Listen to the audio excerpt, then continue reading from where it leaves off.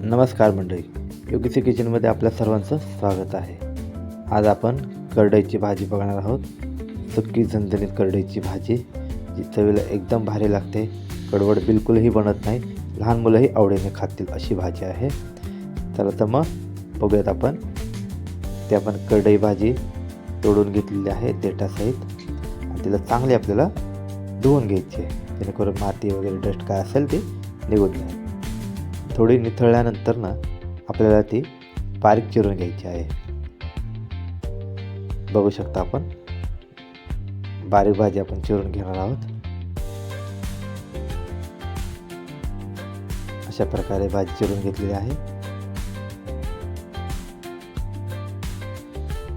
एक मीडियम आकाराचा कांदा बारीक चिरून घेतलेला आहे. 7-8 हिरव्या मिरच्या आणि 7-8 लसूण पाकळ्या, त्याचा आपल्याला ठेचा करून घ्यायचा आहे. कढई तापत ठेवलेली आहे. कढईमध्ये आपल्याला थोडंसं 2-3 चमचे आपल्याला बेसन भाजून घ्यायचं आहे. मीडियम गॅसवरच आपल्याला ते भाजून घ्यायचं आहे. आपल्याला लाल करायचं नाही, थोडंसं त्याचा कच्चटपणा जाईल इतपत आपल्याला भाजायचं आहे. एकदम बारीक गॅसवर आपल्याला ते 1-2 मिनटं आपण भाजून घेणार आहोत.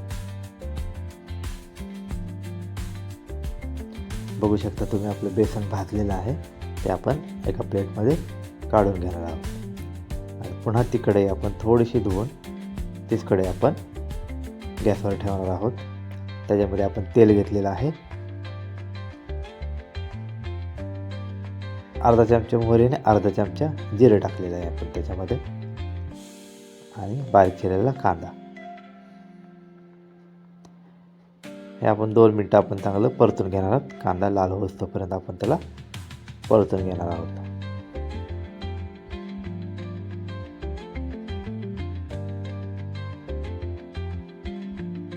कांदा आपला परतला आहे थोडासा. आता या ठिकाणी आपण लसूण आणि मिरचीचा जो ठेचा होता तो टाकणार आहोत आणि त्याला आपण एखाद मिनिटभर आपण परतून घेणार आहोत.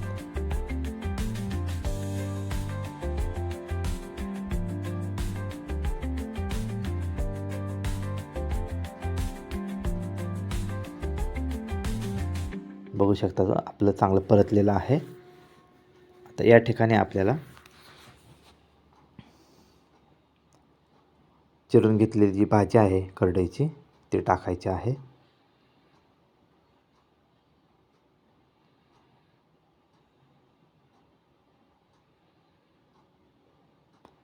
भाजी बारीक चिरल्यामुळे लगेच शिजली जाईल आपली भाजी. याच ठिकाणी आपल्याला चवीपुरतं मीठ टाकायचं आहे आणि ह्याला चांगलं मिक्स करून घ्यायचं आहे.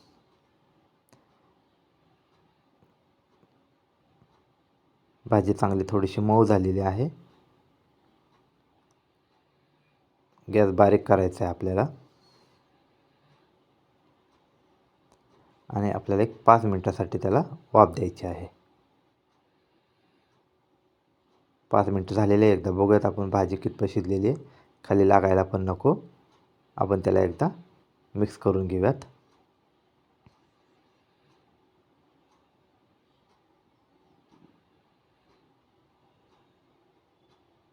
मिक्स केल्यानंतर परत 1-2 मिनिटासाठी आपल्याला वाफ द्यायची आहे.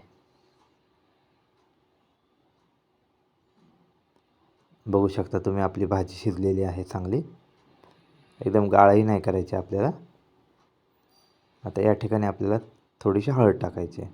हळद टाकून आपल्याला थोडंसं मिक्स करून घ्यायचं आहे.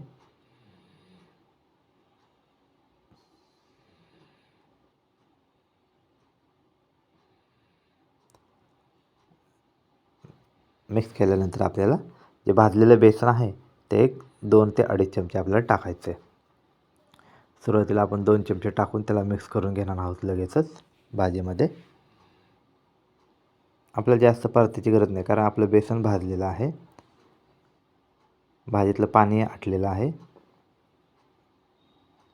अजून अर्धा चमचा आपण टाकून त्याला मिक्स करून घेणार आहोत.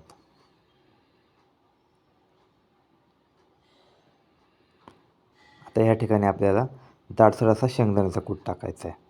तोही आपण 2 चमचे टाकणार आहोत आणि ह्याला आपण चांगलं मिक्स करून घेणार आहोत. आपली भाजी तयार आहे.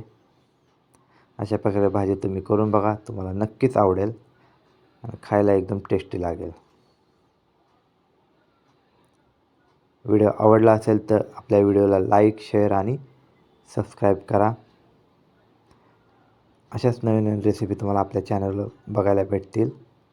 पारंपरिक. चला तर मग भेटूया पुढच्या रेसिपीसह. धन्यवाद.